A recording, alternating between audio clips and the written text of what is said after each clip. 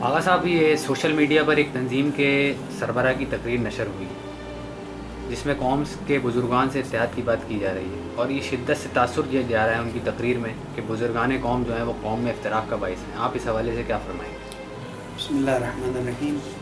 ایام بعثت رسول اکرم صلی اللہ علیہ وسلم کی پوری امت مسلمہ کو مبارکباد پیش کرتا ہوں اور امید کرتا ہوں انشاءاللہ تعالیٰ کہ قوم ایک پلیٹ فارم پر متحد ہے اور اسی اتحاد کے ساتھ آگے بڑھے گی۔ جہاں تک اس تقریر کا سوال ہے، مجھے بھی بہت سے لوگوں نے کلپ بھیجی کہ آپ کا نام بھی اس میں ہے۔ بزرگوں سے اتحاد کا جو مسئلہ ہے وہ بہت ہی واضح ہے۔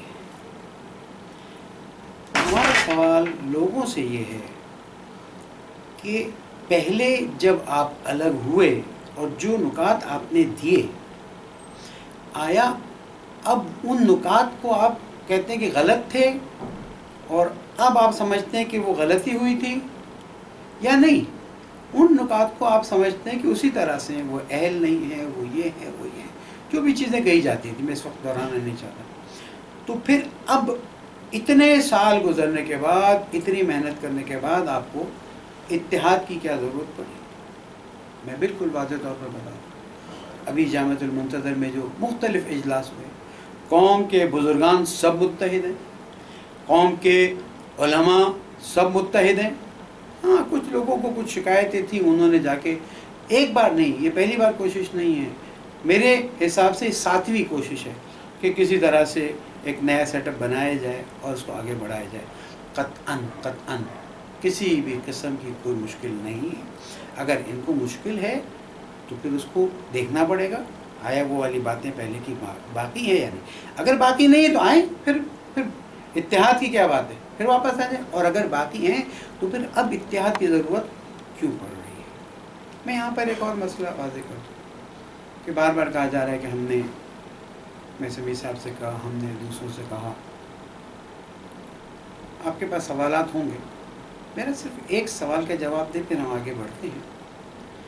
آپ کے نام سے جنگ اخبار میں ایک آرٹیکل آیا، اور اس آرٹیکل میں، اب میں لفظ استعمال کر، نام نہاد آپ کے حساب سے بزرگ، جس سے آپ اتحاد کی منتیں اور خواہشیں کر رہے ہیں، جس کی گفتگو میں آگے چل کے کروں گا انشاءاللہ تعالی۔ جب ہم نے آپ کو متنبہ کیا، ہم نے حتیٰ آپ سے ایک مناسب طریقے سے رابطہ کیا، آپ کو باقاعدہ خط لکھا گیا، ہینڈ بائی ہینڈ بھی پہنچایا گیا، کوریئر بھی کیا گیا، نہ آپ نے خط کا جواب دینا پسند کیا، نہ آپ نے اس آرٹیکل کے سلسلے میں اپنے موقف کو واضح کرنے کی کوشش کی، نہ آپ نے یہ سمجھا کہ غلط ہوا ہے معافی مانگے۔ اتحاد اتحاد اتحاد، یہاں گالی دو، یہاں اتحاد کرو، تھوڑا سوچ لے کہ کیا کرنا ہے، انہیں کیا کرنا ہے۔ دوسرا میرا سوال یہ ہے کہ یہ اتحاد ان کا ذاتی موقف ہے یا ان کی تنظیم کا موقف ہے؟ اگر ذاتی موقف ہے تو ذاتی طور پر تو کہتے رہتے ہیں میں تو دعا کرتا ہوں، میں تو نیک تمنائیں رکھتا ہوں۔ تنظیم کا موقف واضح طور پر بیان کریں تاکہ ہمیں پتہ چلے کہ آیا واقعاً اس طرح سے کوئی بیٹھنے کا امکان ہے یا نہیں۔ میں یہاں پر آپ کو یہ بات بھی بتاؤں، یہ جو اتحاد کی بات کرتے ہیں اور یہ جو مجھے کہتے ہیں کہ پیغام، ان سے پوچھے کہ 2013 کے الیکشن سے پہلے 2012 دسمبر میں جب میں گلگت سے واپس آیا ہوں، گلگت اسو کے دورے سے، انہوں نے مجھے بلایا، میں نے فون کر کے کہا کہ مجھے ملنا ہے، میں نے واسطہ رکھا کسی اور میں نے وہاں جا کے ان سے باتیں کی۔ ٹھیک ہے، انہوں نے مجھے کہا کہ یہاں جو باتیں ہیں وہ امانت ہے، میں بات باہر نہیں نکالوں، لیکن یہ بتائیں آپ نے ہمیں کسی ایک وقت بھی فون کر کے بلایا؟ کیونکہ اس تقریر میں یہ بات بھی سامنے آ رہی ہے کہ ہم تو درخواست کرتے رہے اور ہم تو کہتے رہے۔ ابھی جی بی کے الیکشن کی بات نہیں کر رہا، 2013 کے الیکشن کی بات کر رہا۔ الیکشن نہیں آئے تھے 2012، جب تقریباً سپٹمبر اکتوبر 2012 میں قائد محترم نے مجھے اس قابل سمجھا کہ میں کچھ ذمہ داریوں کو انجام دوں، اور مجھے فخر ہے کہ انہوں نے مجھے اس قابل سمجھا اور حقیقت کو یہ حیثیت دی، وہیں سے میں نے ساری کوششیں ان کے ساتھ ہم آہنگی کے ساتھ کرتا رہا، اور انہوں نے مجھے فری ہینڈ دیا تھا۔ قائد محترم نے 2 طرح سے کام آگے بڑھائے، ایک کمیٹی بنائی جس میں جناب حجت الاسلام والمسلمین آغا واحدی صاحب اور علامہ رمضان توقی صاحب، وہ ڈائریکٹ کنیکشن میں تھے، میٹنگیں ہو رہی تھیں۔ میں دوسرے چینل سے کام کر رہا تھا. ہم اپنے ساتھیوں کو جو ایک زمانے میں ہمارے ساتھی تھے ہم ایسے چھوڑنا نہیں چاہتے تھے. اور قائد محترم کے دل میں بھی درد ہے کہ قوم کا اس طرح سے شرازہ بکھارنے کی کوشش کی جا رہی ہے. الحمدللہ کہ اللہ تعالیٰ نے قائد محترم کا سایہ ہمارے سر پہ قائم رکھا ہے. میں اب بات کو یہاں سے لے جاتا ہوں. اس میٹنگ میں جو بات ہوئی وہ کلیات تھے کہ آگے بڑھنا چاہیے, مل کے چلیں, کوئی بات نہیں. آغا صاحب بھی راضی ہو جائیں گے. میں نے کہا ہاں بالکل آغا صاحب تو قوم کے وسیع تر مفاد میں کوئی بھی چیز ہو میرا قائد کہتا آگے بڑھو, جس کی میں مثال آپ کو دوں گا. 2013 کے الیکشن نزدیک آئے, میٹنگیں ہوئیں. اس کے بعد اب طے ہوا کہ اس تنظیم کے سیکرٹری جنرل اور کچھ افراد آغا واحدی صاحب کی دعوت پر دفتر قائد محترم میں تشریف لائیں گے. کھانا ہوگا اور گفتگو ہوگی اور آگے کا پلان 2013 کے الیکشن کا طے کیا جائے گا. شام تک یہ پتہ چل رہا ہے کہ آ رہے ہیں. جب لوگ آئے ہیں تو پتہ چلا کہ نہیں آئے ہیں, باقی افراد آئے ہیں. کھانا شروع کیا گیا. پوچھا, میں نے جسارت کی, میں نے کہا خیریت. کہا یہ لیول نہیں بنتا. میں نے کہا قوم کے وسیع تر مفاد میں تو لوگوں کے پیروں پڑ جاتا ہوں. میرے قائد نے مجھے سکھایا ہے کہ اگر قوم کا وسیع تر مفاد ہے, پوچھیں ان سے کہ قوم کے وسیع تر مفاد میں جب قائد محترم نے مجھے جنگ کے مسئلے پر ذمہ داری دی کہ کسی طرح سے ان کے کینڈیڈیٹ کو سمجھاؤ اور بٹھاؤ, اس لیے کہ یہ کسی تنظیم کا مسئلہ نہیں, قومی مسئلہ ہے, جس پر پیپلز پارٹی سے جا کے گفتگو کی گئی, جس پر PMLN سے جا کے گفتگو کی گئی, ان سے گفتگو. میں گیا, میں نے ایران سے اپنے دوست کو بلایا, ان کو واسطہ بنایا اور میں نے کہا ان سے ٹائم لو. انہوں نے کہا ہمارے پاس ٹائم نہیں ہے. کہاں کھڑے بات کر سکتے ہو؟ کہا ٹھیک ہے, ہم پنڈی اسلام آباد سے آ رہے ہیں, فلاں جگہ ہائی وے پر اب ہمیں ملیں, ہم آپ کو اپنی گاڑی میں بٹھائیں گے, چلتے جائیں گے, ہم اپنے پروگرام کرتے جائیں گے اور آپ سے گفتگو کرتے جائیں گے. 3 یا 3.5 گھنٹے ان کی گاڑی میں بیٹھا ہوں. آج میں اس بات کو بتاتا ہوں, یہاں تک کہ میں نے ان کے گھٹنوں کو ہاتھ لگایا. میں نے کہا بھائی قوم کا مسئلہ ہے, ذاتی مسئلہ نہیں ہے. یہ شخص کوئی ووٹ نہیں لے سکے گا, آپ اس کو بٹھا دیں. پیچھے سے آواز آتی ہے یہ تو جیتنے والا کینڈیڈیٹ, اس کو ہم بٹھا کیسے سکتے ہیں؟ اور پھر کہا گیا یہ 80 لاکھ روپے مانگ رہا ہے, ہم کیسے بٹھا سکتے ہیں؟ یعنی آپ کے لیے اپنا کینڈیڈیٹ زیادہ. میں نے کہا نا کہ میں قائد محترم کے حکم پر, بتائے ہوئے طریقے پر آگے بڑھتا ہوں, اور قوم کے وسیع تر مفاد میں نے اس شخص کے گھٹنوں کو ہاتھ لگایا. میں نے کہا خدا را مان جاؤ. اور کسی طرح سے الیکشن سے مجھے اس وقت یاد نہیں 3 دن یا 5 دن باقی تھے, اس میں اگر کوئی میری کوتاہی ہو گئی تو کون ہے جو قوم کے وسیع تر, ہم بولتے نہیں ہیں کہ بھائی ٹھیک ہے اگر ایک چیز نہیں ہوئی, آپ تقریروں میں بول کر اور تقریروں میں واضح کر کے اس طرح سے دکھاتے ہیں جیسے ساری کوشش آپ کی ہے. میں کہتا ہوں ساری ناکامیوں کی وجہ آپ ہے, اس لیے کہ جو کوشش بھی بزرگوں کی طرف سے, محترم کی طرف سے, مجھے یاد ہے حافظ ریاض صاحب نے مجھے فرمایا جامعۃ المنتظر میں ایک بہت بڑا اجلاس ہوا تھا, اس میں مجھے کہا گیا کہ آپ طریقہ کار اپنائیے تاکہ 2013 کے الیکشن میں وہ چیز نہ ہو جو ہوئی, اور جس سے قوم گلی گلی کوچا شیعہ سنی تفرقہ پیدا ہوا, لوگوں میں تفرقہ پیدا ہوا. نتیجہ کیا نکلا دیکھ لیجیے. پیسوں کی میں بات نہیں کرتا. اس لیے اگر وہ ضابطۂ اخلاق طے ہو جاتا, صرف ایک انا کے مسئلے کی وجہ سے دستخط کو نہ چھوڑا جاتا, تو شاید آج ان کے اتنے برے حالات نہیں ہوتے. آج قوم ان کو اس طرح سے رد نہیں کرتی. آغا صاحب, یہ کچھ عرصے پہلے ایک ضابطہ اخلاق بننا تھا, اس حوالے سے یہ ہمیں بتاتے چلیں کہ ضابطہ اخلاق کون سے سن میں بنا تھا اور اس میں کیا مسائل پیش آئے تھے جس کی وجہ سے اس کے نتائج قوم تک نہیں پہنچ سکے. ضابطۂ اخلاق 2013 کے الیکشن سے پہلے کی ایک بہت ہی اچھی کوشش تھی, جس میں ہمارے IU کے محترمین نے, شیخ محسن النجفی صاحب, جس میں IU کے محترمین نے شیخ محسن النجفی صاحب اور حافظ ریاض صاحب کے ساتھ مل کے ایک ضابطۂ اخلاق طے کیا تاکہ کسی مرحلے پر قوم میں افراد آپس میں ٹکراؤ نہ ہو اور تنظیموں کے مسائل جو ہیں وہ ایک بہتر طریقے سے آگے بڑھیں. بڑی اچھی کوشش تھی.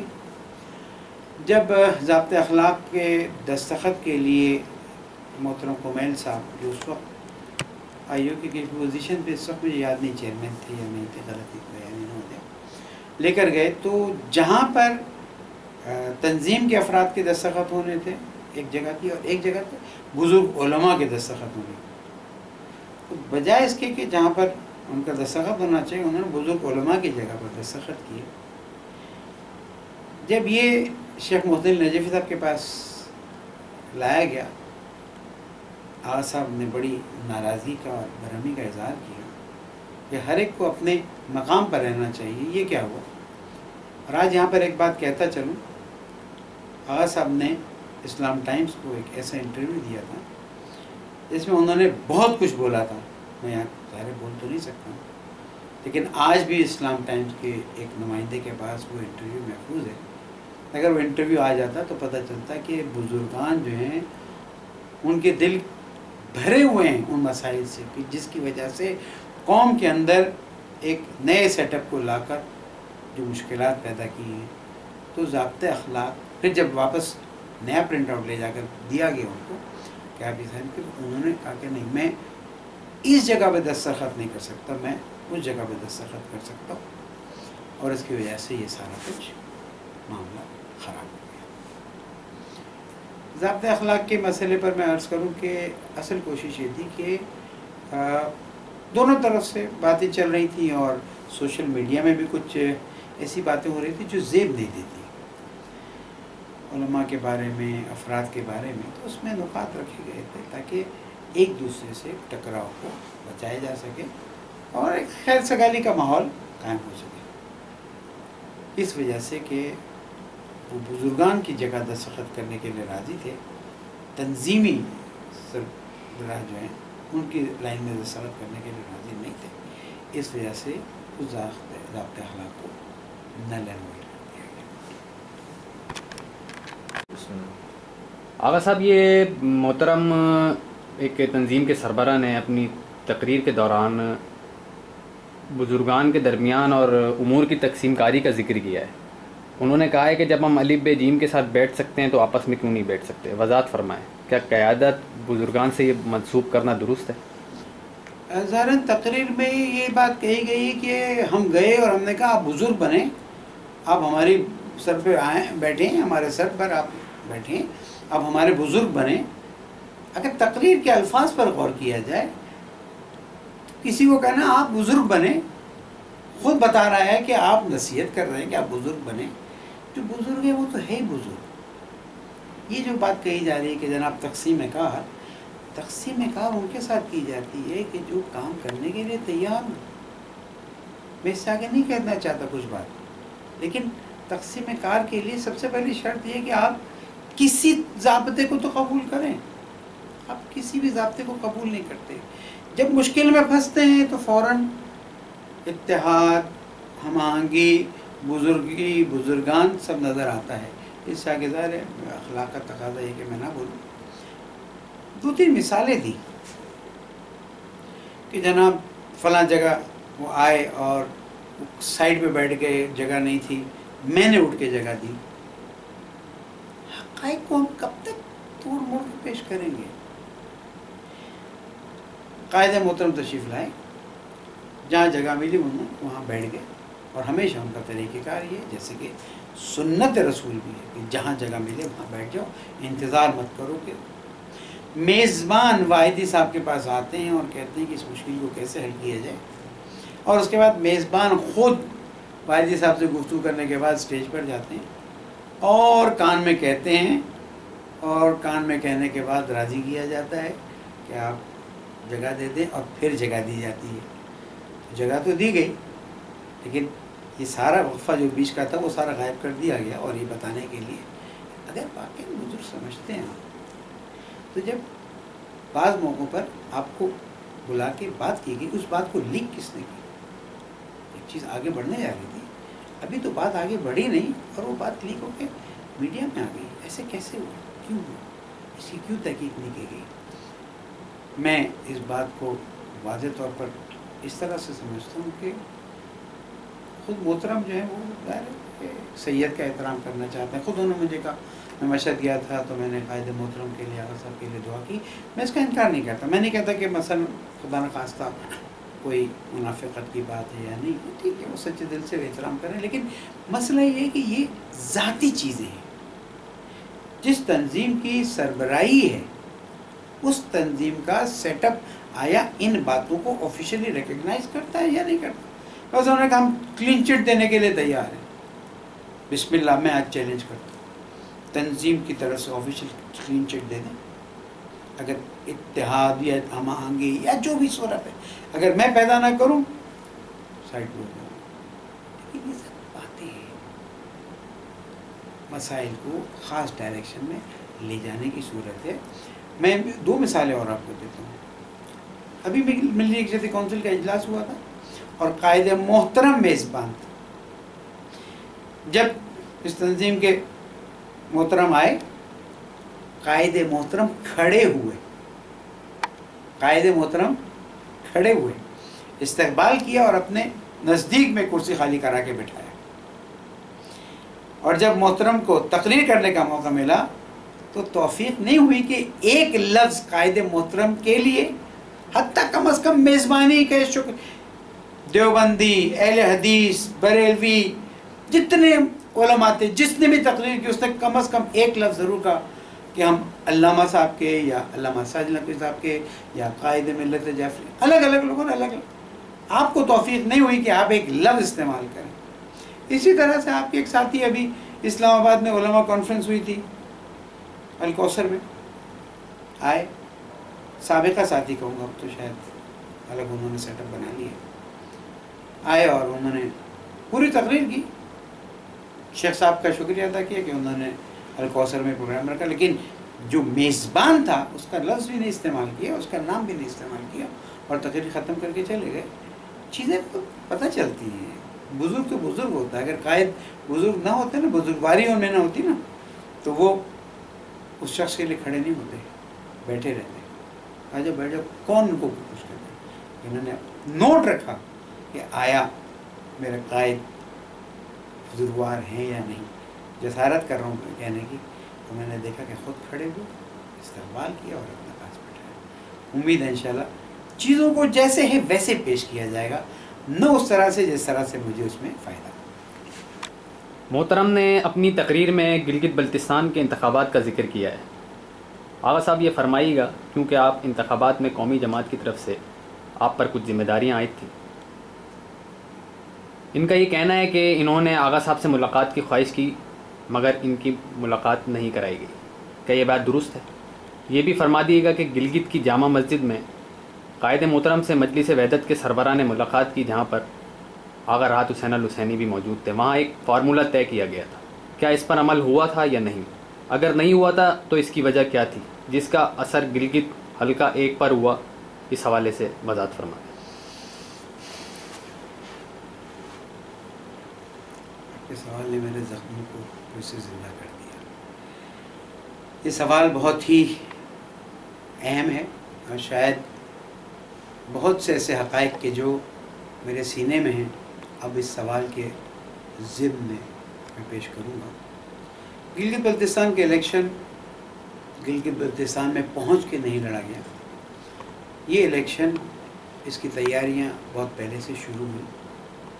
خاص کر پابندی کا مسئلہ تھا جس پر ہم باقاعدہ کوشش کر رہے تھے اور قائد محترم نے مسلسل اس میں رہنمائی فرمائی اور بالآخر نومینیشن کے ختم ہونے کے کچھ گھنٹوں پہلے اللہ تعالیٰ نے کرم کیا اور الیکشن کمیشن نے اعلان کیا کہ پارٹی کالعدم نہیں ہے اور ویسے بھی نہیں ہے الحمدللہ. گلگت بلتستان کے الیکشن میں جہاں پر ہم نے دوسری سیاسی پارٹیوں کے ساتھ رابطہ رکھا، ہم نے اپنے ان دوستوں اور بھائیوں کے ساتھ بھی رابطہ رکھا. کوشش ہوئی کہ کوئی فارمولا، کوئی طریقہ کار طے کیا جائے. اس دوران گلگت بلتستان کے قم میں موجود طالب علموں کا ایک وفد آیا اور اہل بیت مدرسہ اسلام آباد میں میٹنگ ہوئی جس میں ان کے بھی کچھ لوگ تشریف لائے تھے ہماری طرف سے میں بھی تھا اور ہمارے اور محترم بزرگ بھی ساتھ تھے. وہاں پر ایک صورت تیار کی گئی اور کہا گیا کہ اس پہ عمل کیا جائے گا. میں نے جب اس صورت کو علامہ واحدی صاحب اور ان کے ساتھ پھر مل کے قائد محترم کی خدمت میں پیش کیا تو قائد محترم نے فرمایا کہ دیکھیں الیکشن تو لڑتے رہیں گے لیکن اگر قوم کے اندر کسی طرح کا تفرقہ پیدا ہوا تو اس سے بہت بڑا نقصان ہوگا. اس لیے کوئی بھی فارمولا ایسا کہ جس سے قوم کامیاب باہر نکلے اور قوم کی فتح ہو، آپ حق رکھتے ہیں میری طرف سے کہ اس کام کو آگے بڑھائیں. یہ گروپ گلگت بلتستان کی طرف روانہ ہوا. میں کچھ کاموں سے کراچی آیا اور پھر فوراً دوسرے تیسرے دن اسلام آباد پہنچا. میں نے ان محترم کو فون کیا تو انہوں نے کہا کہ میں تو گلگت بلتستان پہنچ چکا ہوں. میں نے ان کے ایک اور محترم کو فون کیا، انہوں نے کہا میں لاہور میں ہوں اور اب اتنا ٹائم نہیں. گلگت بلتستان کے بارے میں جس فارمولا کی بات کی جا رہی ہے یہ کوششیں ہو چکی ہیں. اب جب میں گلگت پہنچا ہوں تو وہاں پر ایک میٹنگ بلائی گئی اور اس میں یہ بات کہی گئی کہ ایک فارمولا تیار کیا جائے اور اس میں آغا صاحب کی بھی موجودگی ضروری ہے، دوسرے لوگوں کی بھی موجودگی ضروری ہے اور باقاعدہ طور پر الیکشن سے چند دن پہلے اس میٹنگ کو کال کیا جانا تھا. آغا راحت صاحب نے جو فارمولا دیا تھا، جو بات کی تھی، اس میں انہوں نے کہا تھا کہ آپ قائد محترم سے ایک اوکے لے لیں تاکہ پھر فیصلہ کرنے میں مشکل نہیں. وہ میٹنگ چند لوگوں ختم ہوئی. میں فوراً اپنی جہاں پر رہائش تھی وہاں گیا. وہاں سے میں نے قائد محترم کی خدمت میں ساری گزارشات پیش کی. آغا صاحب کا جملہ تھا، میں سمیع صاحب جس فارمولا پہ سب متحد ہو جائیں اس فارمولا کو میری ابھی سے اوکے ہے. وہ فارمولا اگر ہاتھ نے مجھے بتا دیا تھا، میں عرض کرتا ہوں. اور اس معاملے میں آپ پہلے سے کہہ دیں کہ آپ ہمیں فارمولا نہ بتائیں. اگر وہ فارمولا قوم کو مشکل سے نکال سکتا ہے، کیونکہ قائد محترم بہت بڑی مشکل دیکھ رہے تھے جو پھر بعد میں ہو گئی، ہماری طرف سے ابھی سے اوکے ہے، کلین اوکے ہے، کسی شرط کے بغیر اوکے. قائد محترم تشریف لائے. جامع مسجد میں یہ نہیں ہوا، یہ کسی کے گھر میں میٹنگ ہوئی. اس میٹنگ میں قائد محترم بھی تھے، آغایون بھی تھے. اس میٹنگ میں قائد محترم بھی تھے، آغایون بھی تھے اور ساتھ ساتھ جناب آغا راحت حسین حسینی بھی تشریف فرما تھے. پیپلز پارٹی کی نمائندگی بھی تھی. فارمولا یہ طے پایا کہ 3 حلقے ہیں، 1، 2 اور 3. ایک حلقے میں ایک پارٹی کا نمائندہ، دوسرے حلقے میں دوسری پارٹی کا نمائندہ اور تیسرے حلقے میں تیسری پارٹی کا نمائندہ. 3 حلقوں میں تینوں. اتفاق ہو گیا، بات طے ہو گئی. یہ وہی جگہ ہے جہاں پر قائد محترم کے زانوں کو ہاتھ لگایا گیا. اور اس کے بعد جب باہر آئے ہیں اور اب تیاری شروع ہوئی ہے تو پھر ایک میٹنگ بعد میں بلائی گئی اور کہا گیا کہ اس فارمولا پہ عمل نہیں ہو سکتا.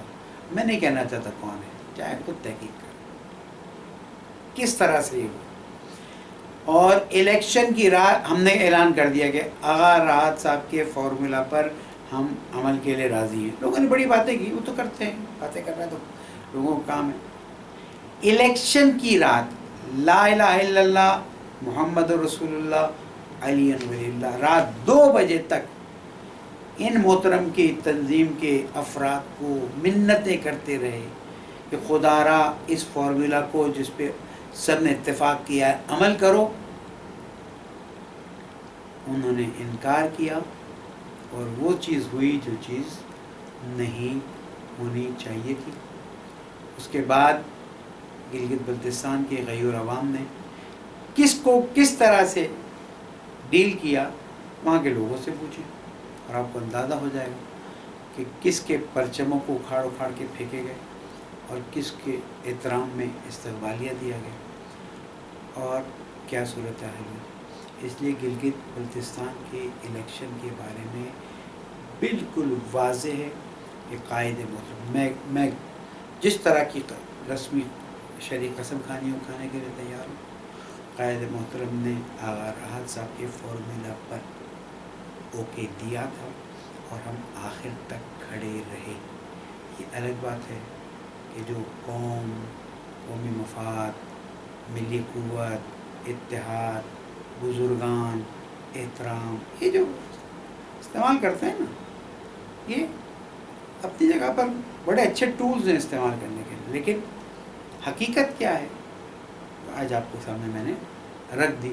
आइंदा जिंदा रहा तो और भी हकीकतें पेश करता रहूँगा, अगर चला गया तो अल्लाह माने। और दूसरा नुकता ये है कि अगर वाकईन मिली प्लेटफॉर्म को इतना अहम समझते हैं तो क्यों जिनको इतने बुरे नाम से आप याद करते हैं, जिनके साथ अगर हमारी कोई तस्वीर आ जाए तो आप उसको एक कौम के लिए गाली समझते हैं, उनके आदमी के साथ आपने इत्तेहाद करना पसंद फरमाया।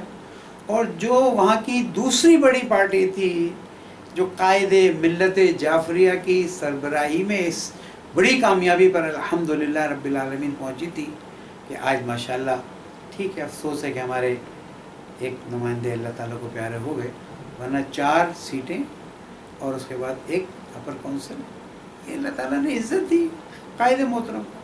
तो उस अपोजिशन के लीडर के बनाने के लिए आपने उनके साथ इत्तेहाद करना पसंद किया कि जिनके सरबराह के साथ अगर हमारी तस्वीर आई है तो हमें बहुत कुछ सोशल मीडिया पे सलवातें सुनाई गई, लेकिन वहाँ जाके इत्तेहाद करने के लिए तैयार हो गए। हमारे साथ इत्तेहाद करके या यहाँ पर या अपर काउंसिल में वोट देने के मसले में हमारे साथ इत्तेहाद करने के लिए तैयार नहीं रहे। इसकी वजह भी हम जानना चाहेंगे। आगा साहब, आखिर में ये बताते चलें कि कौम के कौमी इदारे, मदारिस, बुज़ुर्गान, ज़ाकिरीन खुताबा इस हवाले से किस पोजीशन में मौजूद हैं, कौम के मुख्तलिफ़ तबक़ात में इत्तेहाद की क्या सूरत हाल है, इस हवाले से वज़ाहत फरमा दी। देखिए, चीज़ बिल्कुल वाज़ेह है।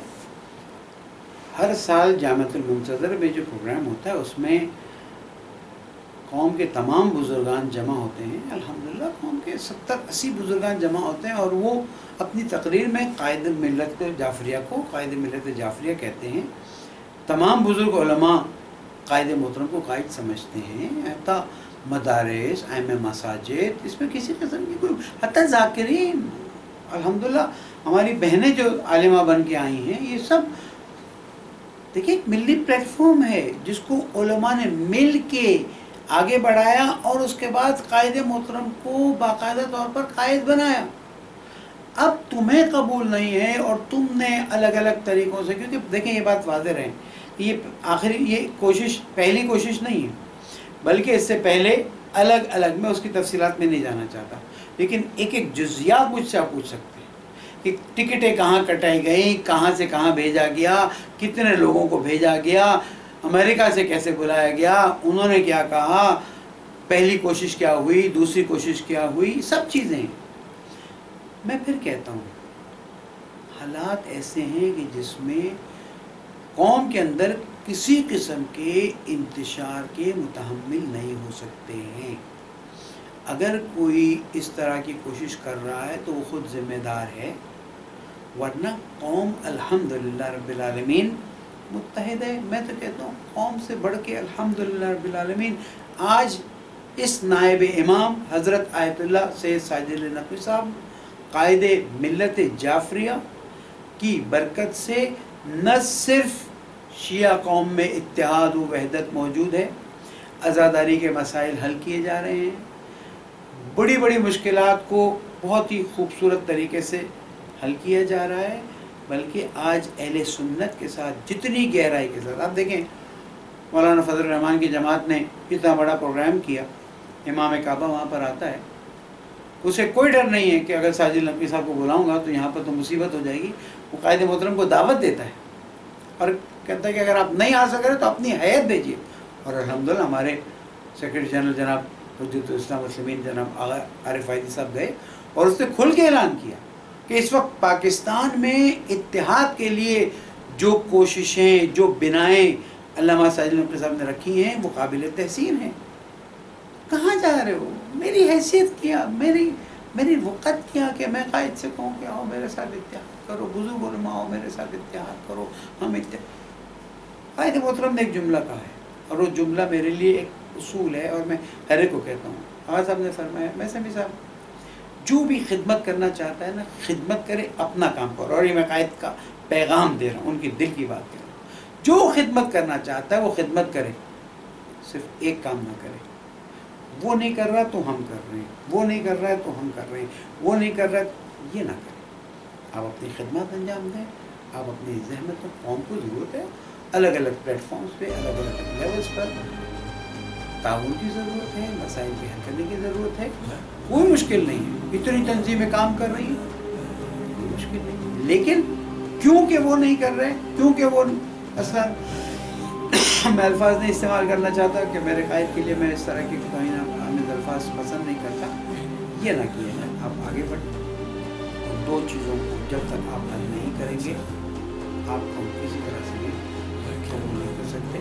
نمبر ایک، چند اخبار کے اندر دیے ہوئے آرٹیکل کی کوئی معافی مانگیں یا تردید کریں، جو ذمہ دار ہیں ان کو سزا دیں، پتہ چلے کہ آپ اپنے قول و فعل میں اتنے سچے ہیں تو میں مانوں کہ ہاں باقی بچے ہیں، واقعی آپ خود سے آگے بڑھیں۔ اور دوسرا، کلین چٹ کی بات کی، تنظیم کے لیول پر، تنظیم کے اس پر آپ کلین چٹ لا کے دیں۔ شبیر میسوی مبعث کی رات، بعثت کی رات میں اعلان کرتا، آپ اتحاد کی بات کرتے ہیں، آپ بالکل اس پرچم کے سائے میں لے جایا جائے گا اور آپ کی توانائیوں سے استفادہ کیا جائے گا اور اس قوم و ملت کے لیے آگے کے لیے بہترین حکام بنائے جا سکتے ہیں۔ لیکن ذاتی کلین چٹ نہیں چاہیے، تنظیم کے طور پر آپ نے کہا نا کلین چٹ لینے کے لیے تیار ہے، ہم لینے کے لیے تیار ہیں، آپ دیجیے اور دیکھیے کہ کیا اللہ تعالیٰ سب کی ہدایت کرے اور غیبت کے زمانے میں بہترین خدمت کی توفیق